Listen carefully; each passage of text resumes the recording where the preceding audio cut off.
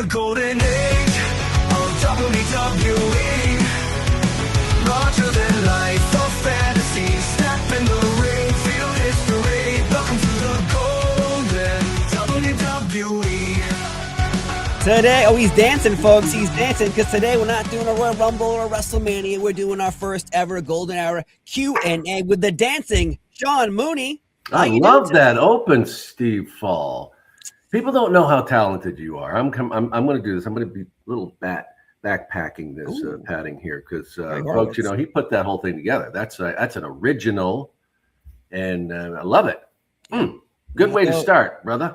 Yeah, not those AI commercials I'm seeing all over the place right now where everyone's going crazy. Made with these hands. Yes, right. But usually I'm asking the questions, you know, about Royal Rumbles or WrestleManias or crazy things. But today we allowed the people, the viewers, the Moonenites to come to us with questions towards you. But, you know, when we started this show, I was wearing like always a hoodie, and I still wear a hoodie. People always said, Steve, why do you look like a scrub? Why does Mooney look so great?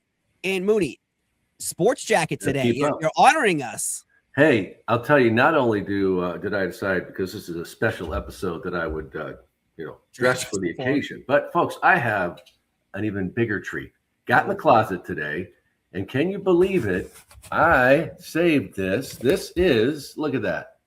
That is the original WWF. This is it. The blazer. It's still on. Stitched on there. Yeah, I saved it. And it's, look at, I could still button that thing. Can you believe it? But this is an original. I kick myself though, because I have, talked before that, Vince was all into the colors. He had a period where he would wear these 3-piece suits in every color of the rainbow. I'm not kidding. Yeah. The bright canary suit, the cranberry, the powder blue, everything you can imagine, because gee, Vince McMahon wanting to stand out? No way. But yeah, but he did the same thing with the announcers. And so I had probably 4 different blazers and in those colors. There was like this kind of gold thing, which Gorilla liked that one, and the cranberry. And then there was a powder blue that we would wear and the dark blue. Now, this was my fave. I wore this. If you look through history, I rarely wore those other colors, and only if Vince was coming over to the studio and I wanted to think he was getting his money's worth out of those blazers, I might wear one. But for the event center, to me, straight newsman, and you got the blazer, and then of course you got the logo. Classic. I miss that they don't do that anymore. Some sports networks are doing that again, which I think is cool. Putting the logo on the lapel there. Yeah. So this one has survived, and people have offered me a lot of money for this. Wow. Place. Yeah. Well, it's an original. It's Conrad. Conrad's offering you money.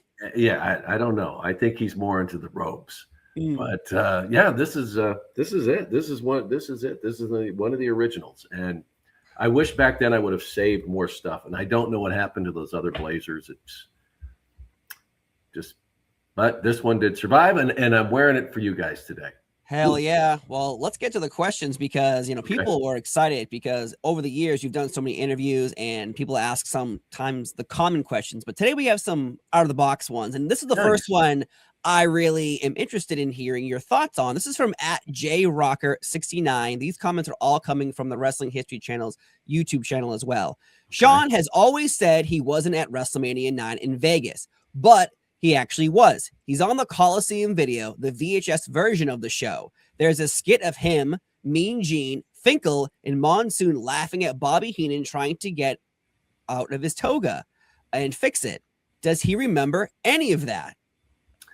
Yeah, I do. And that's, I hosted the premiere of it at WrestleMania last year because, I was part of it, although at that point I didn't go to the live event. And all the buildup, all of the, the programming that we did, I was a part of. I hosted the pregame show, which as people who watch the pay-per-views know that we always have this, countdown show. And then I did a bunch of vignettes and bits. Of course, did a few of the reports. that like Gene would do. So yeah, I was very much a part of it. And as I've also mentioned before, how much fun I used to love it when we would do some vignettes with everybody, especially Bobby and Gene. And that was, certainly part of that. And we did the Coliseum video stuff. So when then it was over, it was all ready to go.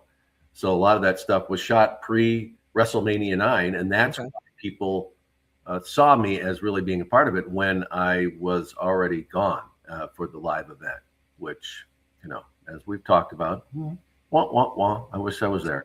I would have worn the toga. I was just going to ask, were you ever fitted for a toga? No, didn't get that far. They knew I was on the way out. And, because I had told Vince months prior, and it was kind of the thing back then where, you give the 2 weeks notice, but when you're in front of a camera, you want to give them more advance. Okay. But Vince asked me to stay longer, specifically because of WrestleMania and all the stuff we were doing. But most of the time when you did that, you were gone. They didn't want you on their product. They didn't, want you doing anything that was going to besmirch the product in any way. But I appreciated the fact that he respected me and knew the kind of person I was, that I was truly honored to have been part of the WWE at that time, and could not have said enough to Vince of thanking him. I was just a young kid who wasn't smart enough to realize the opportunities that he had been given. Decided he was going to go out and conquer the world on his own. But it was a very, good parting. There was no animosity or, I think, as I said before, that Vince had in the back of his mind, he was just waiting to, it's going to be somebody else is going to show up down south. And I wasn't kidding. If I was going to stay in professional wrestling, I was going to work for Vince McMahon. So interesting. There you have it. But we did a lot of that stuff. We always had a blast. And, even at that point in time, it wasn't really scripted that much. We would have kind of an outline, and then you had such great ad-libbers, I guess you'd call it, Bobby and Gene, who we would just come up with stuff and roll. And that's why the laughing and that, it's all genuine. Well, I can't imagine ever writing lines for Bobby Heenan or writing lines for a Gorilla Monsoon when they're working together. Like, how can you replicate something like that with a writer being like, I can write for them? Like, no, you can't. No. And that's where most of the guys, because they'd come from territories and certainly never even heard of what a writer was. So when you had a character, you came up with the dialogue, you worked it out with the other guy if you did promos, and that's how it was done. The world of bringing in the literary giants came later. But back then, that wasn't the case at all. We just, just went. Yeah. Well, thank you at JRocker69 for that question. Yeah, good one. Next up is CJ Rocks with 2 S's. Hey guys, thanks for the podcast. Sean, thanks for the years of fond memories that will live forever. Do you have any funny interview outtakes that you can share? Keep up the outstanding work. Now, that's a good question, because every time we would watch a pay-per-view, if you were interviewing someone, we don't see how many takes it took. Mm-hmm. For you, what is a funny outtake that you remember? Well, the one that's all time didn't occur at a pay-per-view. It happened at a Madison Square Garden show with Andre the Giant. And we used to do shows there every month. We'd go and do the Garden in New York, and then we'd go to Boston, do the Garden there.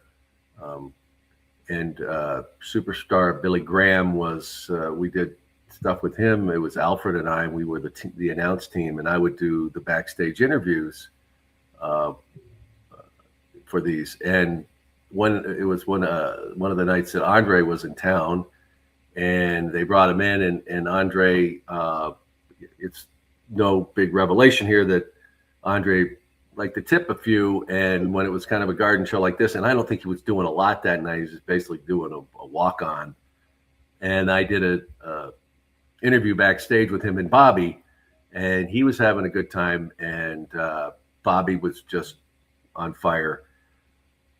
And I this has got to exist somewhere. I've always tried to track it down, where I go to interview Andre, and he's, oh, and I will, and he did this sweeping motion with his arms, and we all know the incredible, unhuman strength of Andre the Giant, and this is when we had the microphones with the big cords on them, and he caught me like under my arm and just completely lifted me up, and we did these backstage at Madison Square Garden, and they would put up these, blue backgrounds. I can't even remember what they looked like, but they had, these backgrounds, but it would be in the middle of just whatever else they were storing there.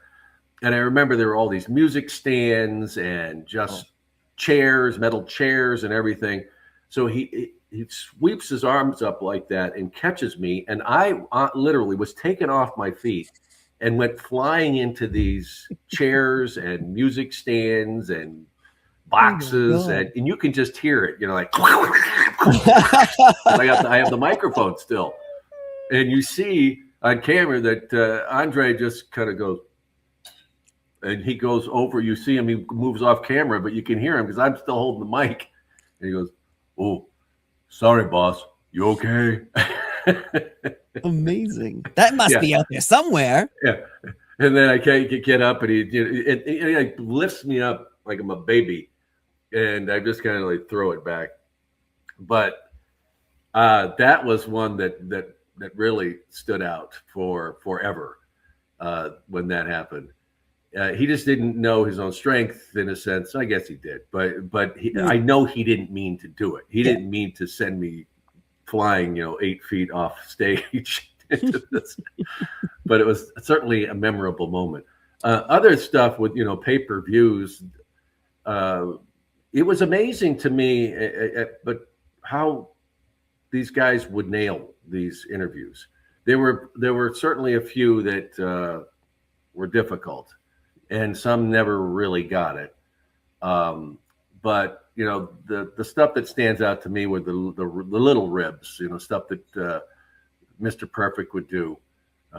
He would mess with you. He would come. I would do an interview, and he'd come, and then he would do that with my collar, and I wouldn't really notice it. And then I'm Elvis, and as he walks off, and I'm still, and then what, that was the kind of, or you'd be in an interview with somebody with more than one person. And, the guys, they'd step on your foot so you couldn't move. And you'd be kind of, you'd be like reaching over because they pinned your foot down. They would just rib you. And it would depend on who the guys were. But, among the best, Hacksaw would do that, where he'd go and he'd put the board down and pretend like he hit his toe. And that never got old. So there was always something going on with those.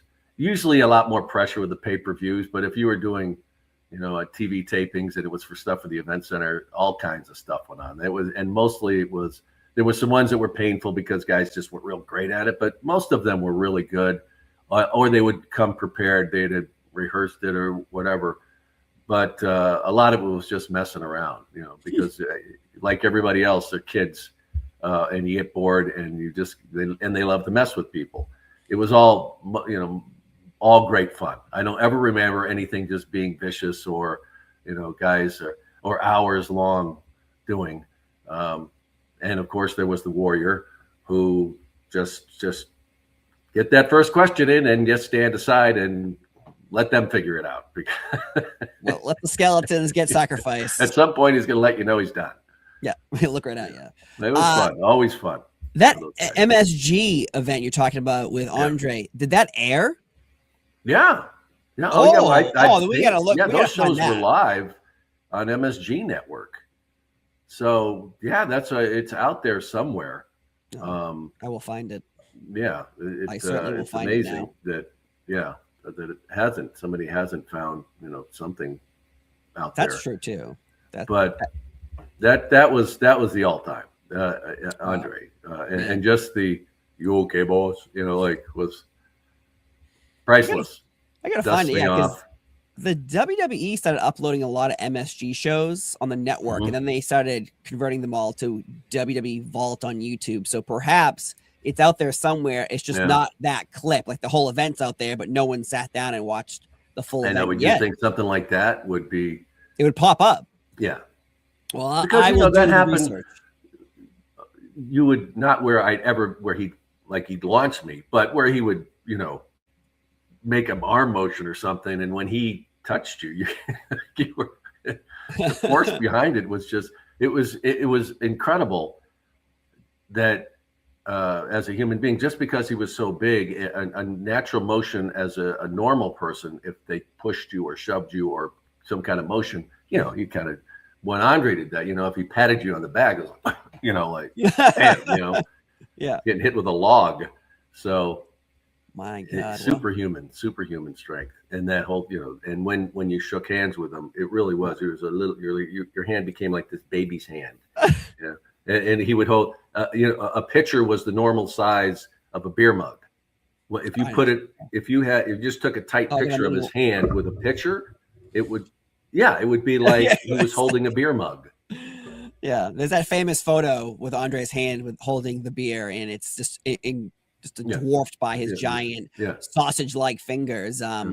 From at Troy S-4, Troy S-N4C, who was your favorite WWF character? Now, if you were a fan, I wonder if you were watching, who is your favorite character? But this is also a two-part question. They also want to know is, who is your favorite WWF person when they weren't in character? So let's start with the first one. Wow. Who is your favorite character?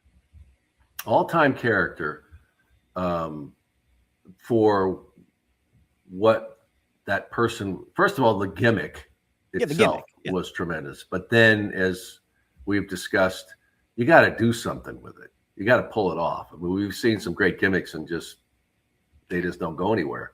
So I think all-time for me, probably Undertaker, because I got to see the entire evolvement of that character and how Mark Calloway came in there and was given this gimmick, this character, and just took it from its very seeds of it and developed it into what we know it's become over the years, and for the most part, to take it to the level that he did in such a short period of time. Within a couple of years, he was on top of the WWE and just stayed there forever. So all time, it would have to be Undertaker. There were other great ones that I really loved, but I'd have to say that Undertaker, topped that list. I always thought that Mr. Perfect was a great one because of the whole absurdity behind it. And he was another one that you had to have the right person to pull it off, because if they couldn't come off as being perfect and being that arrogant and getting away with it, it would have been a joke. Yeah, it really would have. Stone Cold. I love the Stone Cold. I wish I would have been a part of that era and been able to work with him, because of what he was able to do with that character. And we had seen other heel type characters kind of do that crossover, but no one like him, where the line was just, why? I mean, he's just spitting in your face and telling you don't like me. And then you loved him. You wanted to be like him. You wanted him. He's the guy that you wanted to be friends with at school, who was the badass. And if anybody ever messed with you, he's the guy that's right next to you, shoulder to shoulder, saying, "You're gonna mess with me, you'll mess with him." That character was tremendous. And of course, what The Rock did. I also love to talk about what these guys did, because both Rock and Steve, they were at the end of their gimmick rope, in a sense, that they tried all these other things. Look what they tried to do with Dwayne when he came in there, and I'm good friends with Chris Chambers, who was a big part of the WWE character development and everything creative over the years. And he's told me some great stories. And believe me, we're going to get that guy on. Get him on. Yeah, absolutely. But he has such incredible stories. But he talks about that, Rock was going nowhere. And you could tell all that stuff, when he'd be on the doing the interviews and he's doing the mugging, and he hasn't refined that, hasn't found it. But when he did, and that whole demeanor, like it was just finding it, and same with Steve Austin, that when he got that character and Stone Cold and ran with it, changed their lives, changed everything about them. And so that's why those are my those are my top 4. I think I just gave you. But Mount Rushmore of favorite ones. Characters, gimmicks. That is. But for as you, far as the other side of this question, you talk about on the personal side of these guys, and of course I never got to work with Steve or Rock or The Rock, but work with Mark. I always thought he was just a really good guy. I didn't get to know him really well, but he was a great guy. I have mentioned many times my closeness to Kurt Hennig. Love Kurt. He was one of my absolute favorite guys, and he spent a lot of time at the studio, so did get to hang out with him, and both professionally and personally, he was just I just thought he was one of the best. I always really loved Bret Hart because the guy was so genuine. It's hard to watch today with some of the stuff he gets on and he talks about. To me, in a lot of ways, it's justified because of what he's dealt with over the years. But I always thought he was just such a great guy. And every time you saw him, he made sure he said, "Hey, I used to do some charity stuff back then." And, he used to draw the cartoons. Oh, yeah. Very well known for that. And he'd draw up a couple of things and he gave them to me to auction off. He would do stuff like that. Hacksaw was, stand-up comedian. And I always thought that he could be, he could be at the Improv back then with his humor. And he had a whole shtick that he had going, but he was also a great guy. And one guy that you don't really get to hear a tremendous amount about. And I think he would have had a much better career if he didn't have the physical impairments that he had along the way was Hillbilly Jim, who I spent a lot of time with because he became kind of an ambassador when he couldn't work. And so we would go around to a lot of these shows that they had, trade shows and whatever, around New York City. And he was always just, fun to be around. And of course, my gang in Stamford with Lord Alfred Hayes and Gorilla Monsoon really meant not just great friends, but also tremendous mentors for me. And Bobby Heenan and Gene Okerlund, just some of the greatest people that I had the opportunity to work with. And with a business like that, Steve, and especially the way it was back then, where it really was every man for himself, every woman for themselves, to have people like that genuinely be good people and look out for you. I never forgot that to this day. They really did welcome me, and I was this kid from out of nowhere. I didn't come from the business. I didn't have generational ties to anybody. And you really know and find out what people are made of when you're in a situation like that. So those are my top folks. And Randy, I've mentioned many times, Randy Savage took a long time to be able to get in that circle. But once I did, he was great. And always helped me out a lot when we would do interviews and that kind of thing. And just, I feel like honored to have been, part of some of his classics that he did. And I was basically a mic stand. But I really am proud of that. I look back at some of those interviews now and just go, man, that was cool. I'm glad. I'm so honored that I was the one that was standing next to him and at least got to feed him some stuff, to create the magic that he did. So there you have it. There you go. I could go on and on, but that's a pretty good list. Yeah, that's a damn good list. Yeah. I've been telling my kids lately, like sometimes when someone comes in your life, you don't know how they're going to affect you. They might be here for a long time, they might be here for a little bit, but they might affect your life for the rest of your time here on Earth. And clearly with Gene and Bobby and Lord Alfred Hayes, and they affected you still to this day. So that's great that their mentorship affected you. And today maybe you're doing that with other people in your life as well. But next question from this one's interesting. From Antonio, Hollywood, LA. Was the Iron Sheik always in character? Oh, yeah. Yeah. Bubba? Mr. Sean. He used to call me Mr. Sean. Yeah. Mr. Sean. Mr. Sean. Yeah. And that shit crazy. I don't, he was a blast to be around. But you don't want to share a hotel room with him or get in a car with him, as has been documented. I wouldn't know any stories about him and Hacksaw Jim Duggan. Yeah, did you hear that one? I heard that one. Yeah, just out of his mind to the end. He is remembered as what a great heel. There's one of the greatest heels ever. Top.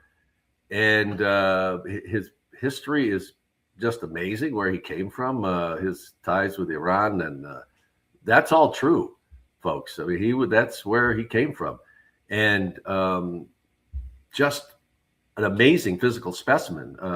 I can't remember what they called those pins. Yeah, but you saw many people on camera, on video, trying to do that, and strong physical specimens, and who couldn't even barely lift them up. And sure, there was I don't want to say a trick to it. There was a way you had to do it, because you would, it's the force against the weight, and how he would be able to roll those. But the forearms that would build, I'm surprised that the NFL didn't adopt, that form of exercise to build up their their offensive linemen and their linemen up there in front. But he was just an amazing physical specimen. But the stuff that would come out of his mouth, which, and he had this naivete, I guess. I don't know how you describe it, but where he would say crazy stuff or say really offensive things to people, and I don't really kind of believe that he didn't realize that it was what he was doing. I don't know if that makes sense, but where he would say crazy crap that was really offensive, and he'd be like, "What? I did not say nothing. What?" That it didn't register to him. Maybe he was working. Probably part of it was. But I do believe that some of it just maybe the language disconnect or something. I don't know. Okay. But yeah, and who knows how things may have gone different for him if he didn't find America and the crazy what fame and fortune did for him. He just overdosed on all of it, and had a big family, and took care of a lot of people. But nuts. Crazy. And they gave him a lot of chances. I've spoken before where he'd come back and he had been given an opportunity, and he was in Boston, and he wasn't supposed to touch anything, and he was in a hotel room there. I don't know how many chances he'd already burned up, but he was in a hotel room there, and we were working the event. And we were all staying at the same hotel. And I remember there was a big commotion at the front desk. Oh, God. And he was really upset because they were charging him for the bar. And he had thought, apparently, that, he went to his room and, open up that fridge, and there's all kinds of, it ain't just candy bars. They've got all kinds of alcohol in there. And apparently he just cleaned that thing out, thinking that nobody's going to know. And when he went to check out, it wasn't, I don't think it was the charge necessarily as much as that it was going to show up on a hotel bar or bill, and the front office was going to find out.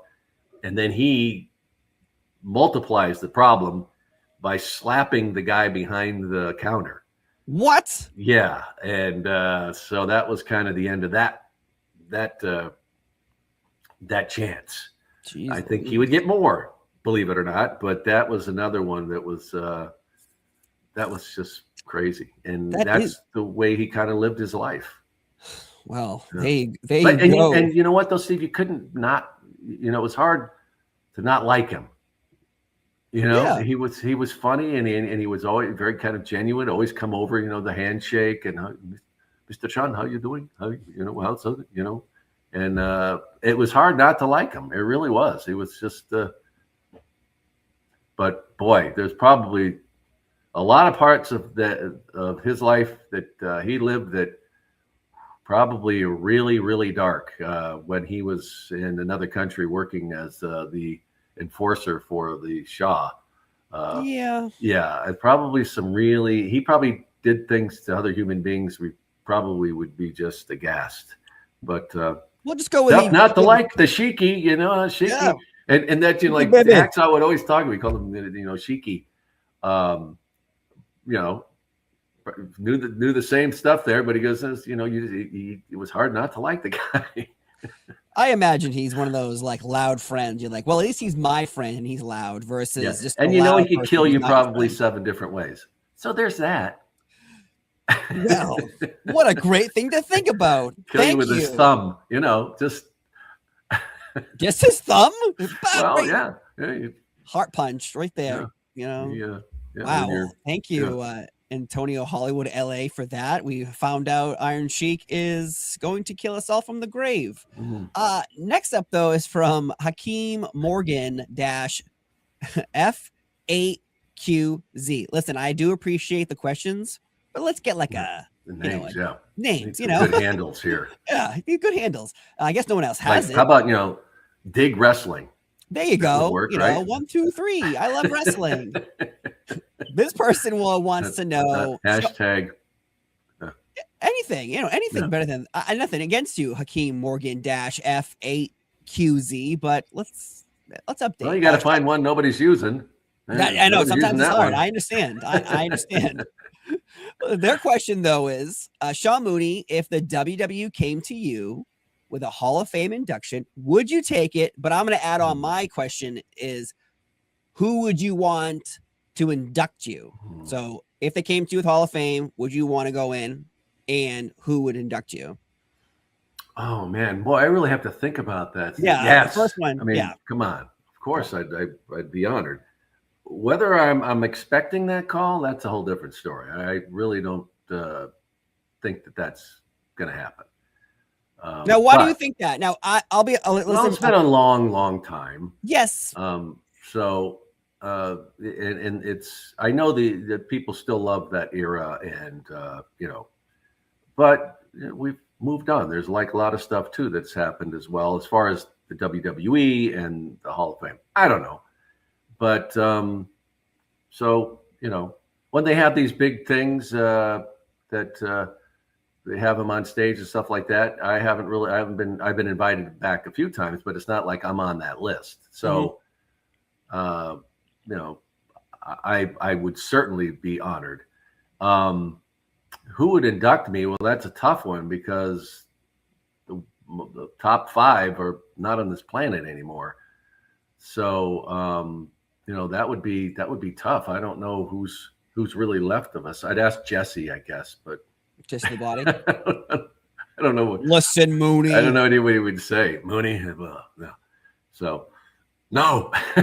Yeah, no. But he says no to the Hall of Fame. Yeah. I don't know who.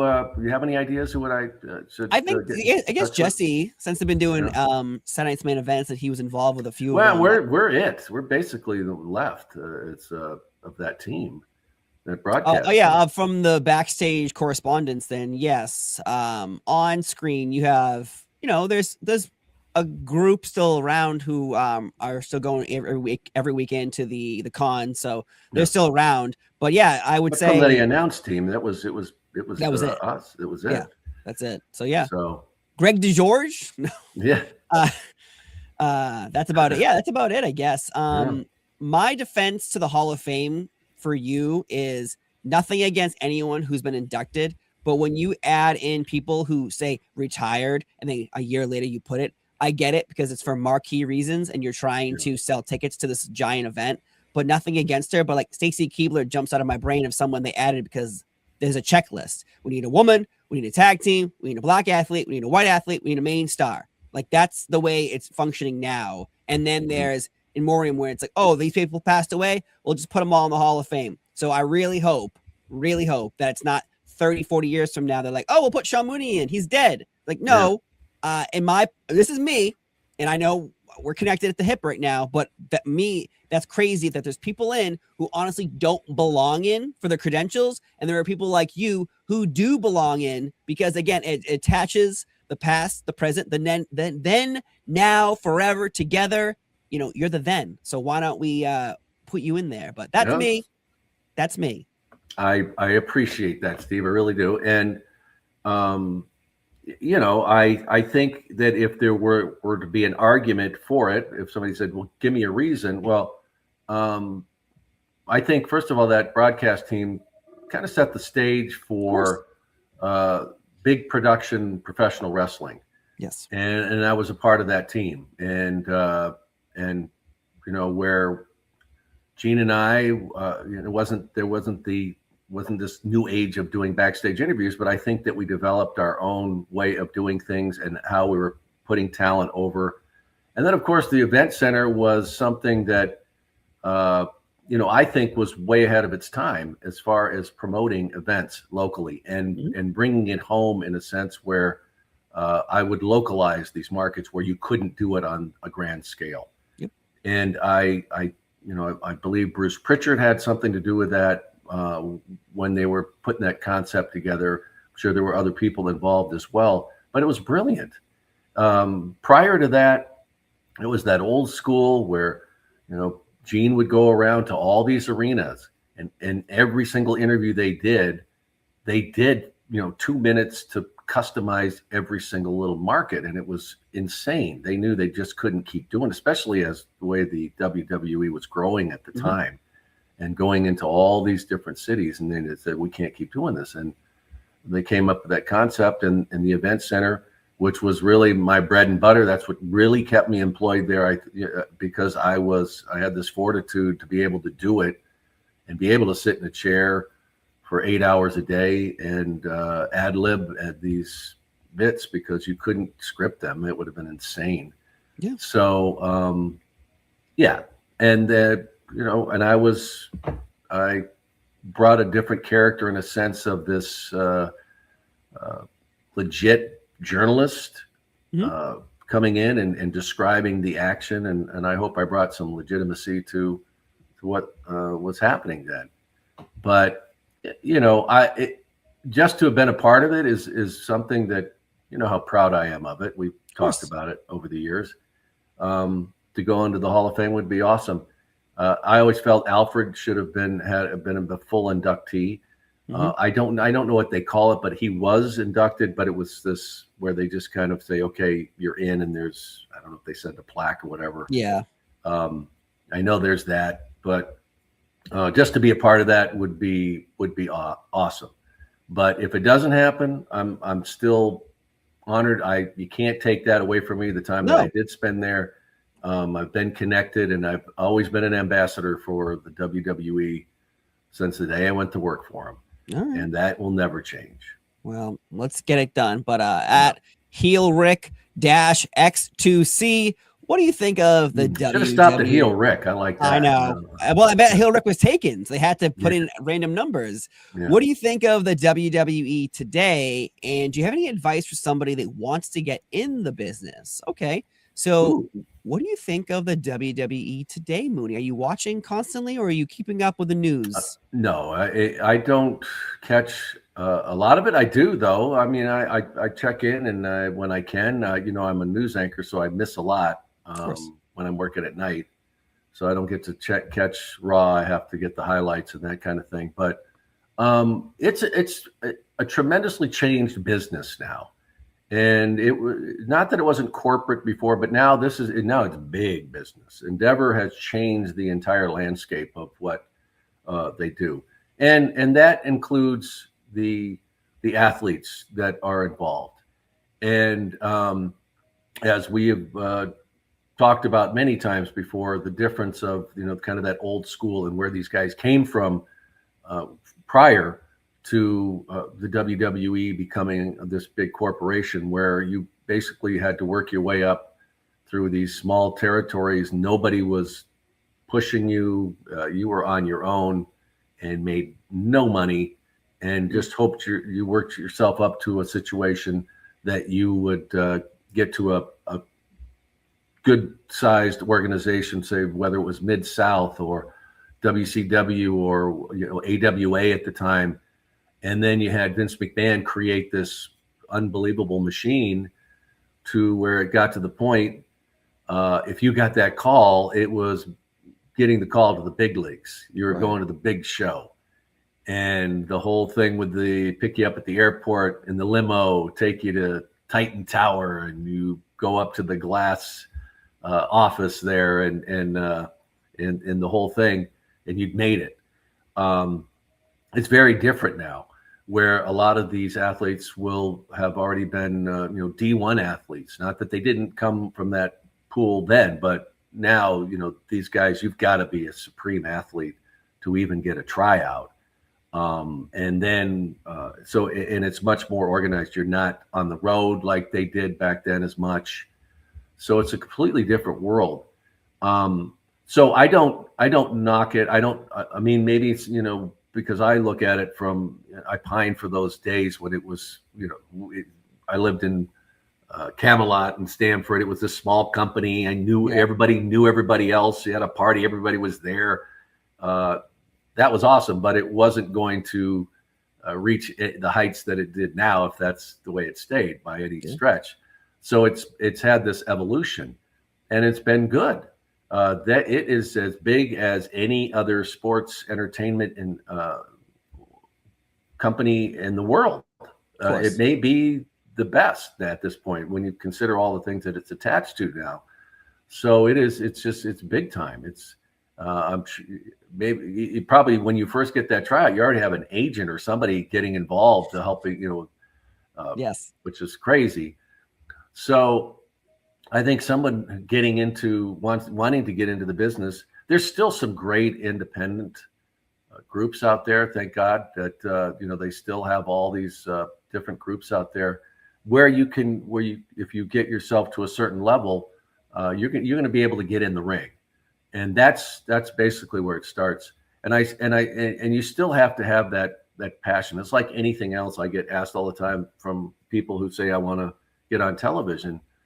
And, I tell them, I used to have a card on the back of my door in my, when I was in New York City, in this tenement apartment I was living in. And it was a piece of cardboard that I painted like a black circle on. And I would practice doing on cameras just incessantly. And the point I'm making is that I just wanted it so badly that I was going to do whatever I had to do to get that opportunity. And it's the same thing with anything else. So if you love wrestling, it can't be about money, or it can't be about making it to Raw, or, it's just that I just love this so much, and then just keep getting better and better and better. And at some point, somebody will notice and be original. Just you're going to steal things from everybody. Great. But be you when it comes down to it. Find that thing, that whatever it is that just separates you from everybody else. It's kind of the Jake Roberts syndrome kind of way I look at a lot of ways that, at the time everything was screaming, yelling, promos. I'm going to get you. I'm going to beat you. And then you have this guy, Jake Roberts, who has an impairment with his voice and finds his place with the, I always say the slow burn, right, Steve? And you're going to, you taught me a lot of things, Jack. Oh, Jack Tony. Right. But he found it, and he didn't, you're looking at a meter, that thing's barely peaking. Yeah. You're listening, man. You're leaning in to hear him. And it's the same like Randy Savage. Go back and look at the early stuff with Randy. Sometimes you can't hear him, right? But nobody, he had that, but he refined that thing. Oh yeah, brother, and that was all through hours and hours and hours and hours of being in front of that camera and then finding the place and then becoming that person. Yeah. So overall, my advice to is it can't matter about anything else. Right. That is it. And no matter what anybody's going to tell you, you're still going to put those smelly, boots on, and you're going to go find a gym there and you're going to keep working at it. And eventually somebody will notice. There's no other way to do it. And I just know so many people along the way that it's too much. There's always an excuse. There's always a family member who's going to say what matters to you. There's always going to be a child that you think you got to take care of and sacrifice to do that. Yeah, it all makes sense. But these people that made it found a way to still take care of their business and not give up that dream. So, and I'm still living that. I still feel that way about, I'm 66 at this point. I'm still thinking about, okay, what's next? What am I going to do? What am I going to find? I'm sitting here with you. You and I, connected. Who knows where we're going to go? We've got you and I. We got big plans. We keep thinking about all these different things. There was a reason I got pulled back into doing stuff where people think, well, like, why did you leave? And I said, it isn't I didn't leave. Life got in the way. I had other stuff, but then when these opportunities came along, I've always been to say, well, why not? And brought back that passion again. So that's really the message to me. Like, do it. I really don't like that when people say, find a job that you love and you'll never work a day in your life. Yes, the fuck you will. You're gonna work, and there's gonna be days there'll be weeks it sucks, and you're like, why am I doing this? Yeah, but you can't stop, and that tells you something. There's a hunger in my belly. So you can quote me on that one. I will. Mooney says, "Fuck you." Next up, I don't use that word often. You never swear. That's why it's gotta mean something, and that's exactly what I feel. That's true. Don't swear all the time. If you swear once, it means something. That's right. From Nathaniel 1, did you have access to free Ico Pro, the protein powder that Vince McMahon was running? Did you get free access to that? Yeah, actually, we did. You did? There were supplements. There was nothing. It wasn't. They weren't needles. I didn't say they were steroids. I'm like powder, protein. Yeah, I know that. And so, and we had you've heard about the gym that they had at the tower. I mean, beautiful. I know the one they even had. Yeah, it really. We used to shoot a lot of stuff in there, but Vince, that was better than any LA Fitness or anything you could even imagine. And it had a spa in it and everything. I mean, it was beautiful. Oh, wow. And I really got into the whole workout thing because it was kind of cool that the guys would come into town and they'd say, hey, I'm going to be working out in the morning, and you want to, come on by, I mean, I don't know, maybe, get to go work out with Randy or go work out with somebody. And it's crazy. You go there and I'd be like, with a little 20-pound dumbbells or whatever, and these guys they're like, hey brother, you give me a little help with this 100, these dumbbells.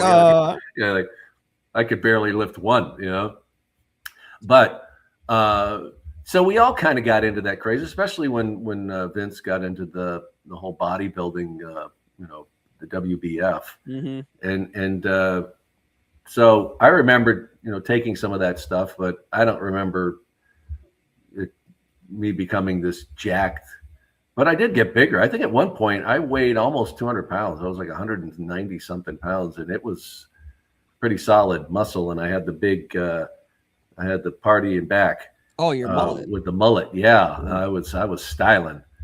And then everybody was wearing the Zubaz. Remember when Zubaz phase with so everybody had those. Ones in Zubaz and tank tops and colors. Yeah. So, down in Ico Pro. Yeah. But a strange time, because those guys this guy was Dr. Crunches or Dr. something.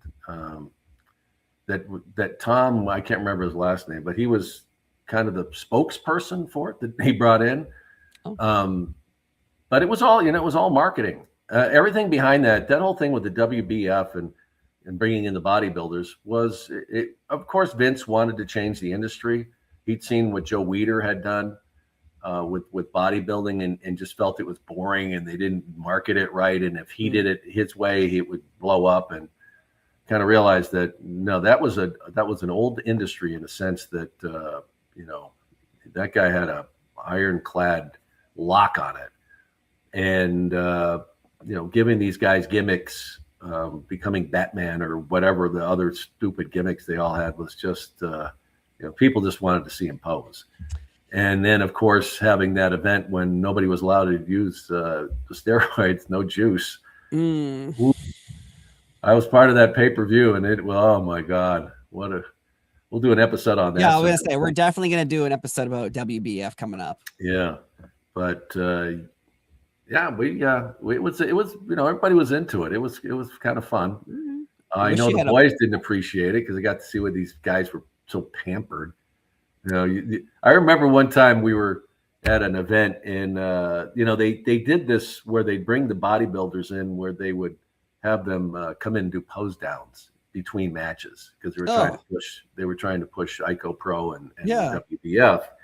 And we were in the locker room, and one of the guys had come in threw like a hissy fit because they didn't have his pan of chicken that was supposed to be there. It's raw chicken, but it's cooked chicken breast. Yeah. And I remember the boys were like sitting in there, and it was just kind of one of those slow turn, like, what? And a few of those guys got slapped around a bit. Wow. I'll leave it at that. And then them going to these house shows stopped. I can imagine. Just imagine here, you're busting your ass. You're driving around the country in a rental car, staying in a room, probably two guys, maybe, and you're paying for everything. And then these guys fly in, car brings them over to the arena, and then you got some guy demanding, "Where's my chicken breasts?" so he can go out there and pose for 3 minutes. Think you want to kill that guy? Yeah. So they kind of realized after a few of those, not such a good idea. Yeah, that sounds awful. Yeah. And they were getting guaranteed money. Oh, so it did not. Should I say, putting it lightly, it didn't go over well with the boys when this whole thing was going on. I can't imagine that would go over well at all. From at Silver Grunnin 7196, dear Sean Mooney, who would win in a fight, you or Todd Pettingale? Back then? Yeah, back then. Why not? I was a badass. You were on Ico Pro. I was taking karate, and I was boxed. I loved to box. So I don't know what Todd was up to, but I think I would have done. It would have been a hell of a fight. Plus, I'm an Irishman, so and I weighed 80 pounds growing up. So you can imagine how many times I fought in high school. So we're scrappers, and didn't always win, but boy, they remembered. That's right. It doesn't matter. Today, Todd and I would probably just we'd probably lock up and say, "Yeah, this probably ain't a good idea. Let's go have a beer." Yeah, I hurt my arm locking up. I love Todd too. Todd's a funny guy. Yeah, you got any good Todd Pettingale stories? Because for a long time, when we're talking about generations, you have the golden era, obviously, but then you have the new generation. The new generation is like Todd Pettingale, Doc Hendricks. Like they changed it all up. Those two carried the weight of what you and 6 other people were doing, which is crazy. Yeah. Did you ever have any interactions with him? Because it feels like the crossover is very small between you two, it seems, on television. It was, but he was there and would come up to the studio to Stanford because he worked in New York City, did that radio show there. And and he was great. I really loved Todd. And I think he was just a genuinely funny guy, and he could do, great impressions. Probably people don't remember Jackie Gleason. Probably some of our listeners do, but he could do, impressions, and he was very, very, good. I mean, a true comedian. And I've seen some of his stuff, and I remember then, people say, well, he, came in to take over for you, and I said, no, I wasn't that kind of a performer. Todd was a legit comedian in a lot of ways. And so that was never really the intention. And I've told the story before about Vince. Vince would just get kind of enamored with people. He did that. That's how he found Jameson. Jameson, Linda and him were at some dinner theater that Jameson was part of the cast. And Vince, Jameson kind of had this Jerry Lewis kind of nerd character that he played. And Vince thought that would be great for something and brought him in. Yeah. And he used to listen to Todd on the radio, driving around in the Clanney in the morning, and just thought he was great and had the power to, just reach out. Mr. McMahon, want to come up and talk? Maybe we got something for you to do. And so Todd worked it into his schedule where he could come up and he was still on the radio that whole time. Oh, the whole time he was still on the radio? Shannon and him, they had a really popular radio show for years and years. And and Todd did both. So, it was we had in common the fact that we didn't come from those worlds. So he would ask me all the time, and I would, it was kind of that, and I was the old vet now, and I just saw myself coming in and just looking at all this stuff. And he would say, they're talking some other language when I go in the locker room. What is that about? like, dude, that's Carney. That's Carney. They do have a different language. I mean, he goes like Pig Latin. And I said, if you listen real close, you can kind of catch what they're talking about. But I said, some of them are really good. They talk so fast that you're not going to get it. But I said, don't take that personally. At some point, or maybe not, they'll let you in. But in the meantime, don't sweat it. But it was fun to watch him as, after I'd, had become, like I said, very used to that, to see someone else who was it really was as you drop somebody off, some alien on a planet and try and cope and see what was going on. And I wasn't there long while he was there, but I did what I could to help him. And I kind of passed that down. Yeah. And told him, hey, this is going to happen. Watch the ribs, do this, So, because I really liked Todd. I did. And he, I did a podcast with him. Took me years to track him down. I called the station. I did all these different things. And I can't remember the last time. And somehow I got to him. And he called me. And I said, I've been trying to get it in touch. He goes, this is the first I heard of it. I'm like, what? I said, I probably tried 4 or 5 times. He goes, well, and I said, will you come on? And he said, yeah, absolutely. And we did a couple hours, I think. Wow. And it's been interesting now because he's kind of ghosted them now. I know that they've tried to reach out to him for other things or something since he did one thing a few years back. Yep. But, I've heard that since they tried to get him for a doc or something like that, and he's just no interest. So I don't know. Maybe they're contacting the same people that I tried. The same number. Hello, looking for Todd Pettingale. Yeah, hold on a second. Yeah. Click. Yeah, no. But a good guy, and Jameson too was a hoot. I did a podcast with him too, and that was fun. All these are worth listening to. You got to go back and there's not many of them out there that I know that people have gotten a chance to talk to them. But we had a lot that we'd shared during those times, so it's a whole different conversation. And it was fun. Yeah. We're currently upgrading the audio of some of those, so they are going up on the Primetime with Sean Mooney YouTube channel, and of course on the audio platforms as well. So if you want to hear those, and new stuff too, Steve. Let's remember we got new stuff. We got new stuff coming out with so many different wrestlers from the past, the present, the future. So there's a lot happening on all channels with Primetime with Sean Mooney, the Wrestling History channel, of course the audio channel. So there's a lot going on here. We're building up. 2026 we're going to dominate. We're going to be top 10. Absolutely. Calling it right now. So stay tuned, folks, because we got a lot cooking in the kitchen right now with our ICO Spread Pro. The word. Spread the word. Yeah. Good old ICO Pro. This one is a question about WrestleMania 7 from Calvin Sam 328.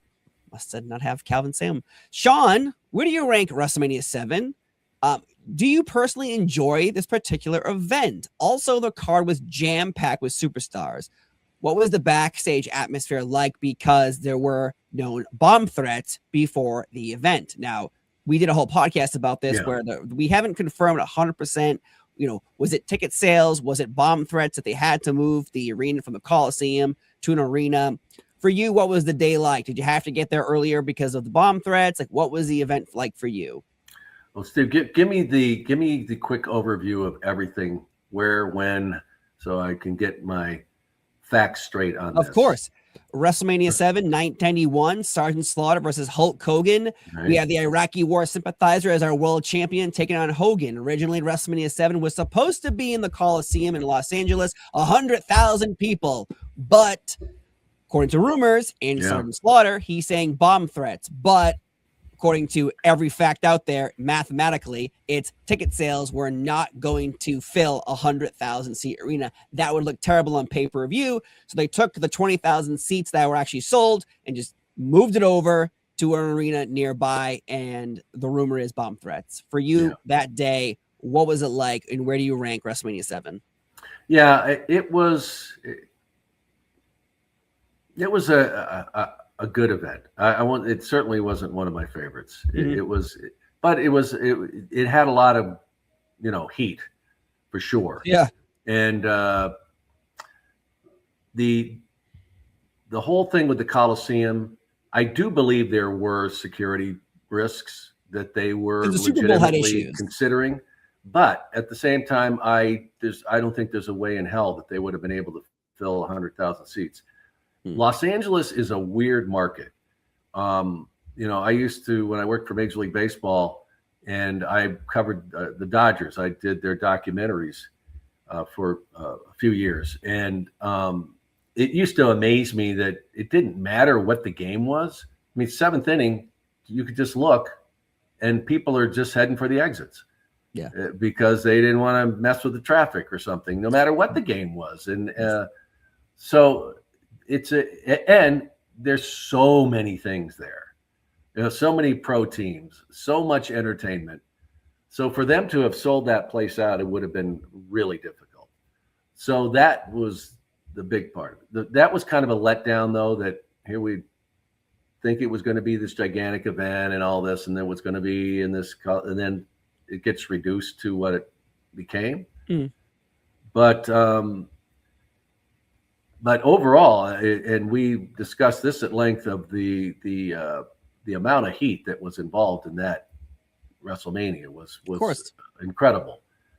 So, for that, it was they pulled it off. It was a great event as far as that went. But just overall, I know that we did a lot on this one, but I just think there's others that really stood out to me.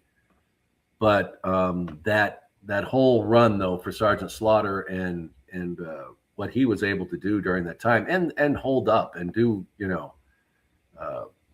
and pull it all off was pretty amazing. So for that, it was a great event for that. Yeah. But I'm just saying overall, that wasn't bad, but I don't know where it is on your list, but Nah, it's not very high up because Yeah. this WrestleMania is the last time they start like adding kind of taglines to this. This is WrestleMania 7 Stars and Stripes. WrestleMania 6 was the Ultimate Challenge. WrestleMania 5, Mega Powers Explode. WrestleMania 4, World Title Tournament. WrestleMania 3, Bigger, Badder, Better. So they were adding little taglines to them, and this is the last one maybe because they realized, okay, well, it's not a movie. WrestleMania is its own entity, so I don't rank WrestleMania 7 up there very high at all, actually. Out of all, and like I said, 7. it just wasn't when you start at this hype of what you're going to do with it, and then it no matter what the reasons were, legit or wherever they, just played it off as, that security risks and thinking that's going to create the hype. Well, no, it's just that they had to make those adjustments, and I just think LA it's just a brutal market to try and sell someplace out, especially that big. Now, this is not a wrestling question, but since you brought up baseball, from B Dash Falcon Nats fan, who is your favorite baseball team? Not a wrestling question. Who's my favorite baseball team? Yeah, that's what they want to know. Well, and I wasn't a huge Major League Baseball fan prior to going to work for them because I grew up in Tucson. We didn't have a team really. I had the Tucson Toros. Okay, like a AAA team. Why are you hating on your locals? No, but I'm just saying we did have spring training, so we had the Cleveland Indians, I think, back then, and I have a few stories of those, but that's another time. But I did have a connection to the LA Dodgers because it was pretty much the closest city in a sense that had a pro team. You could go for the Padres, I guess, back then. But it turned out when I went to work for Major League Baseball Productions, that was really my first job out of college. And I've told the story how that happened. That's another episode too. But I did work for Major League Baseball, and we did This Week in Baseball. I produced This Week in Baseball with Mel Allen. As a fun fact, folks, if you can look it up. I created a series called Greats of the Game with Joe Levine, who became a great producer with HBO and produced a number of those sports documentaries that won all kinds of awards, and did a show that show with Tim McCarver, and we went across the country interviewing Hall of Famers. And then at the end of the seasons, though, doing regular season baseball stuff, we would all do highlight films. That was kind of our off-season way to keep us all employed during that time. And so the first film I ever did was for the Minnesota Twins, when Ken Herbeck and all those young kids were playing for that team, and they were just awful. And that was my first assignment. And they liked what I did with that. And so I got the LA Dodgers the next year and went out. And that's when, Steve Sachs and Steve Garvey and, Fernando Valenzuela was there. And Tommy Lasorda would just ream us whenever we'd come out every year, because we'd go out there for about a week and we'd do all the interviews and we'd shoot the games, and then we'd come back and put together this highlight film in about 4 weeks.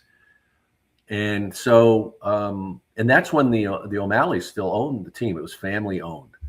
So I've always had an affinity attachment to the Dodgers just because of that and that organization.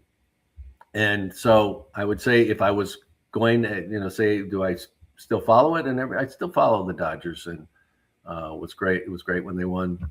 But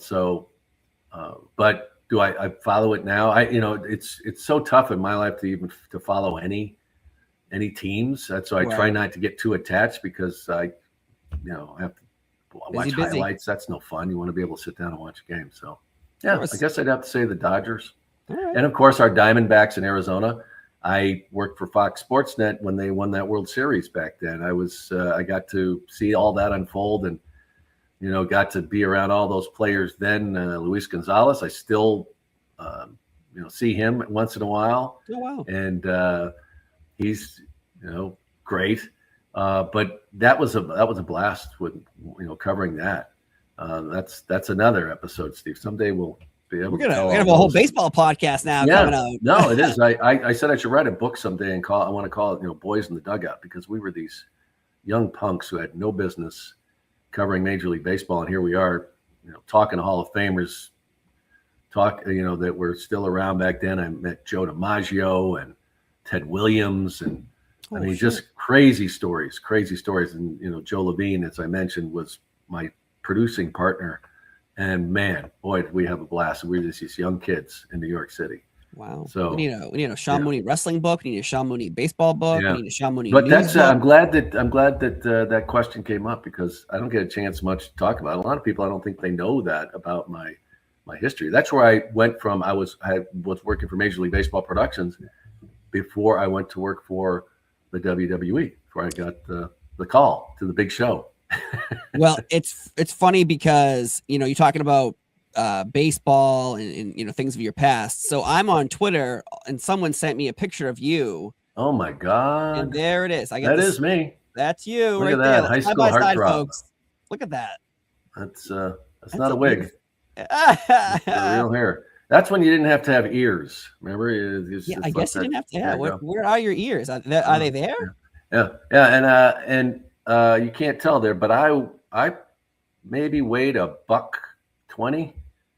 Oh. At that point, when I went into high school, Steve, I weighed on legit 90 pounds. I was a 90-pound weakling freshman, and in high school, 9th grade. So I was a late bloomer. I was 5 feet tall. Oh, weighed 90 pounds, and I don't know what year that picture is from. How tall are you now? I probably shrank a little, but I was 6'1". Okay, yeah, because when I met you face to face early this year, I was like, "Holy shit, he's so tall!" Like I didn't realize I'm 5'9". So when you came walking up to me, you kept getting closer. I had no business getting to 6'1". My brother's 5'7", and he's never forgiven me. And I said, "Dude, you came out first, so hey, he left some of his height. What was left." But and there's nobody tall in my family. When we take a picture, my mom is barely 5 feet tall. Oh, wow. She's less than that now. But there's nobody tall. My father was 5'9". What are your grandparents? My grandfather, shorties. My mom's father was 5'7". I think we had an uncle, a distant uncle, Edmund, I think his name was. And my mom said he was very tall. She doesn't remember how tall, but he was a giant in the family. So maybe, I don't know what happened. But how tall was the mailman in your neighborhood? I'm just kidding. Yeah. Just kidding. I tell my mom, honestly, it's like, you can tell me. I'm not going to go search for the missing family. I mean, it's too far off. It's too far. Yeah. So, wherever you found me, it's okay. I'll be good. I ain't going anywhere. Baby in a basket, doesn't matter. Yeah. That's hilarious. I was, late bloomer. I really was. Really? Wow. That's amazing. I don't know where that came from. That brings back, some memories. Some baseball questions led into, that's why it was so funny, because I'm just on Twitter. You're getting it all today, folks. You're getting it all. Because now on Twitter, people associate me with you. So they're like, hey, can you send this to Sean? Or, hey, can you ask him this? Can you ask him that? Like, everybody wants your autograph. I don't know if you know that. A lot of comments are constantly like, can you get me his autograph and Mike McGurk's? I don't know why. Mike McGurk. But yours all the time. So you folks just email him or write to him on Twitter, his Instagram. But our last question I'll go to one of these shows and hopefully they'll be in your town. I don't go to very many, but yeah, well, that's their loss. That's a town can suck it. Well, let's figure out a way to give away a few. A few autographs. I got pictures here at the house and we're in a box. So let's figure something out and give away, I don't know, give 4 or 5. Oh shit. Well, I'm thinking since, we'll send them to them. I'll put the stamps on them. Won't even. Well, you're gonna spend the 20. I don't even know how much a stamp costs anymore, so I wouldn't. I won't even bill you, Steve. I promise. You won't bill me. You'll send me. You send me one too. Sweet. Yeah. I'll put it. What is this? What is this? $4.90 Mooney wants me to pay him. Yeah, this is a weird Venmo he stamps. sent me. Yeah, I don't understand what's happening here.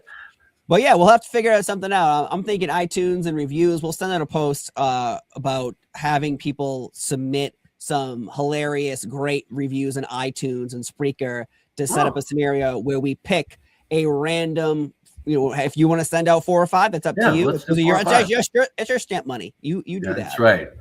But yeah, how about we do that? How about we have people, financial ruin.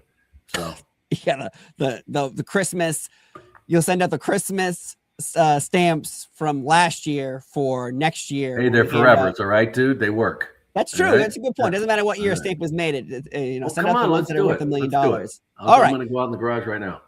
Let's do it. So everyone, I mean, not right now, but we're not right now. We'll send out a post though saying that, hey, if you want a free autograph from Sean Mooney, he will mail it to your house with a little custom autograph and a little note for you as well. All you have to do is go to our iTunes account or our Speaker account, write a review, and we will pick a random person because we have reviews from, say, the past 5 years. We have reviews coming out now. From this point on, when this episode airs, boom, from forward, we will pick a random winner. You'll get autographs sent to you by Sean Mooney himself with Christmas stamps.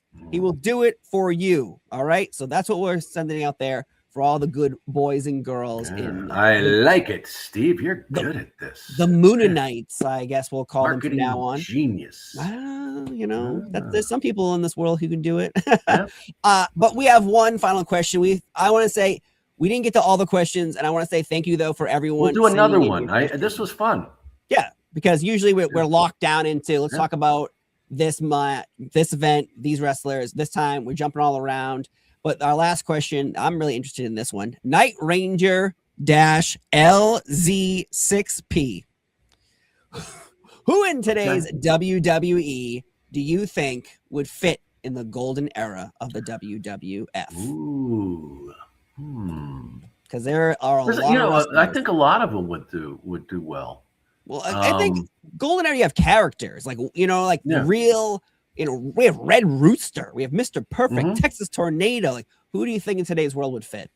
Well, I'm a big fan of Roman Reigns. I am. I think that I just think it took them so long to, and maybe the evolution, but when he got there, man,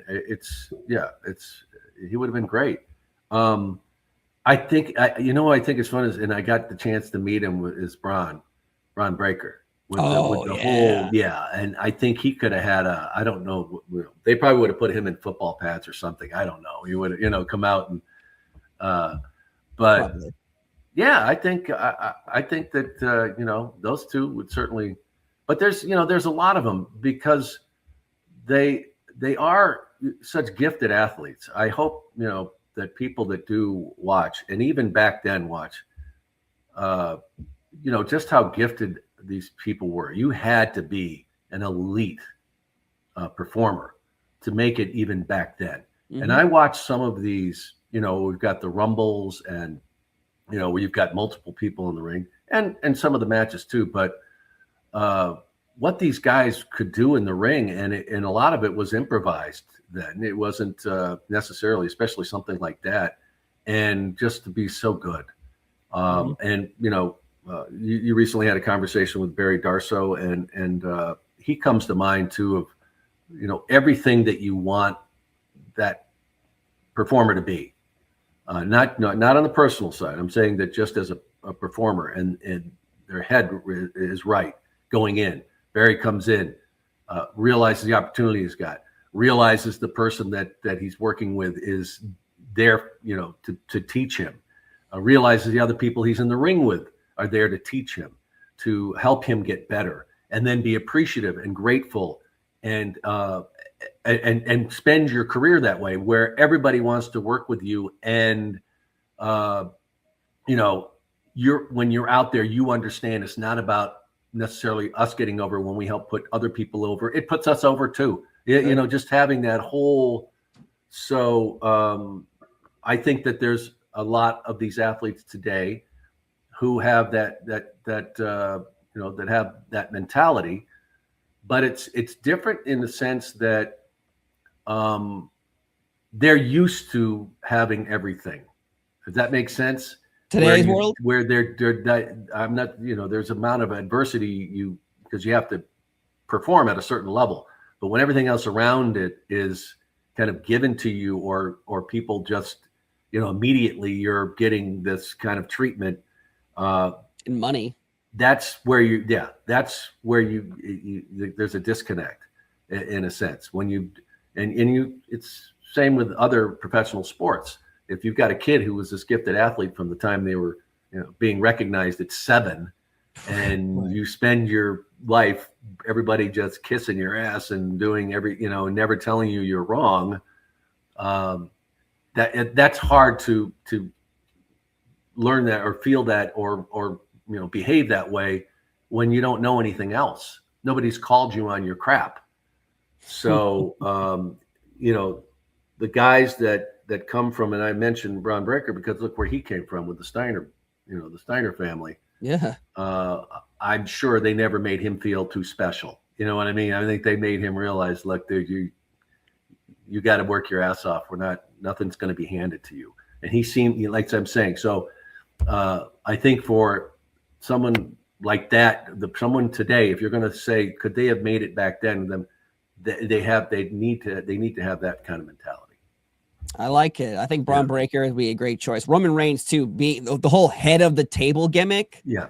Like that, having you have his family with him, Afa and Sika, and you have even bringing other people to fill in that gap of he has this worshiping. Like I can see him being more like a Haku because he's part of that family too. Yeah. The way that he was presented, so that'd be amazing. Yeah, an LA Knight, I love him.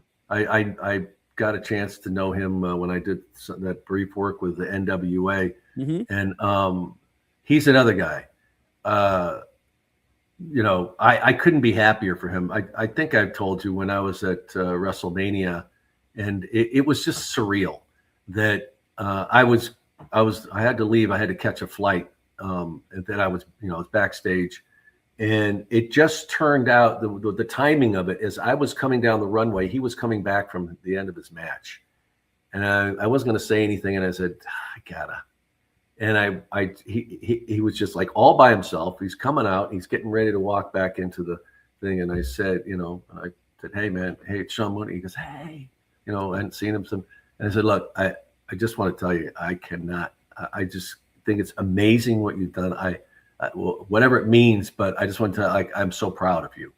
And he's just like, dude, thank you. And I think it was, it's a different world when you're there. You never really know, like when people are telling you stuff. But I had there's no, I have no motivation. Right. It wasn't like, you come on my podcast or anything. It's just that I'd seen, he just came from. I mean, look at him. He just like has worked his ass off. And you talk about somebody who just loved the business because why else would you be? Look, his age and what he's accomplishing in the WWE. And I think that.